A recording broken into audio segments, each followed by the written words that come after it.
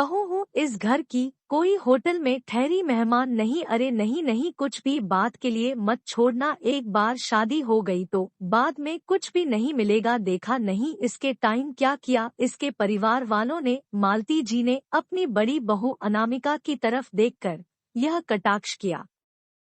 मालती जी के छोटे बेटे अतुल की शादी थी और यहाँ उसी की लेन देन की चर्चा चल रही थी। अमित मालती जी का बड़ा बेटा और अनामिका का पति अतुल उसके पापा माँ के साथ इसी बात पर बातचीत कर रहे थे। अमित, माँ हमारी शादी को 2 साल हो गए हैं, अब भी आप इस बात को लेकर बैठी है। मैं तो उसे भूल जाना चाहता हूँ, मेरी तो किस्मत ही खराब थी। पर अतुल के ससुराल वाले पैसे वाले के साथ साथ वादे के पक्के भी हैं। वहाँ ऐसा नहीं होगा। मालती जी, हाँ, पर फिर भी रिस्क क्यों लेना। सुन अतुल, जो लेन देन है वह शादी के पहले ही निपटा लेना, वरना आजकल लोगों को मुकरने में समय ही कहाँ लगता है। देखा नहीं तेरी भाभी को शादी के बाद बाइक देने का कहकर आज तक नहीं दिया। उसके परिवार वालों ने अनामिका मम्मी जी शादी के बाद से ना जाने आप लोग यह ताना कितनी ही बार दे चुके हैं। और मैंने भी कितनी ही बार कहा है कि पापा की दुकान में चोरी होने की वजह से उनकी भी हालत अभी खराब चल रही है। पर फिर भी आप लोग हर वक्त ताने देने से नहीं चूकते। मालती जी, सुन बहू, हम कोई दूध पीते बच्चे तो हैं नहीं, हमें सब पता है कि यह सब बहाने शादी के बाद ही याद आते हैं।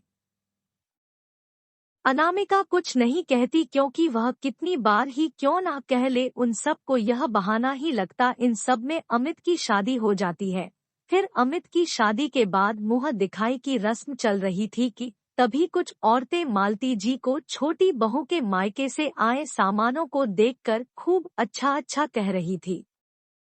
मालती जी भी गर्व से फूले नहीं समा रही थी और वह कहती है, हाँ इस बार तो सब पहले ही निपटा लिया। वरना तो यह कहकर वह फिर अनामिका की ओर देखती है और कहती है, बहू कुछ सीखना चाहिए तुम्हारे परिवार वालों को छोटी बहू के परिवार वालों से कि किस तरह बात के धनी बनते हैं। बहू, तुझे कभी अफसोस नहीं होता कि तेरे परिवार वालों की वजह से तुझे कितना शर्मिंदा होना पड़ता है। अब तक अनामिका को यह सब परिवार के बीच में ही सुनाया जाता था, पर आज नई दुल्हन और सबके सामने कहा गया तो उसके भी सब्र का बांध टूट गया और फिर उसने कहा, हाँ मम्मी जी, अफसोस तो बहुत होता है। मालती जी, चलो कम से कम तुझे अफसोस तो होता है। अनामिका जी, अफसोस बहुत ज्यादा ही अफसोस होता है कि काश उस वक्त मैंने यह रिश्ते को ही मना कर दिया होता तो आज इस अपमान से रूबरू ही ना होना पड़ता। जो परिवार सिर्फ पैसों के तराजू पर हर रिश्ते को तोलते हैं, उन सौदागरों के घर सिर्फ सौदा ही हो सकता है, रिश्ते कभी नहीं बन सकते। अनामिका के सबके सामने इस बात को कह देने से मालती जी भड़क जाती है और कहती है,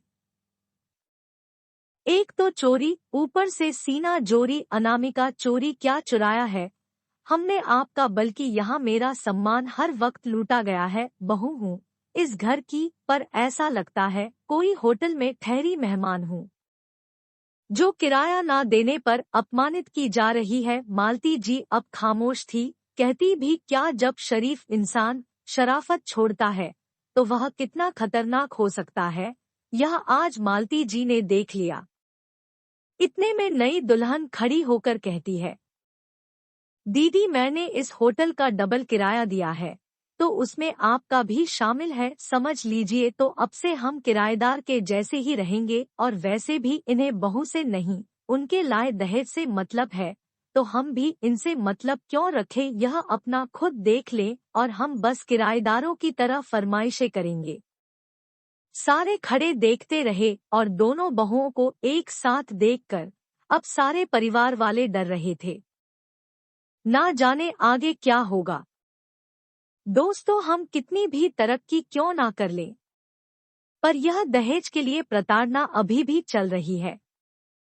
कहीं शारीरिक तो कहीं मानसिक और कहीं ना कहीं कोई भी लड़की, चाहे वह अमीर हो या गरीब, नहीं चाहती कि उसके ससुराल में उसके गुणों से नहीं बल्कि मायके से लाए गए सामानों की वजह से सम्मान मिले।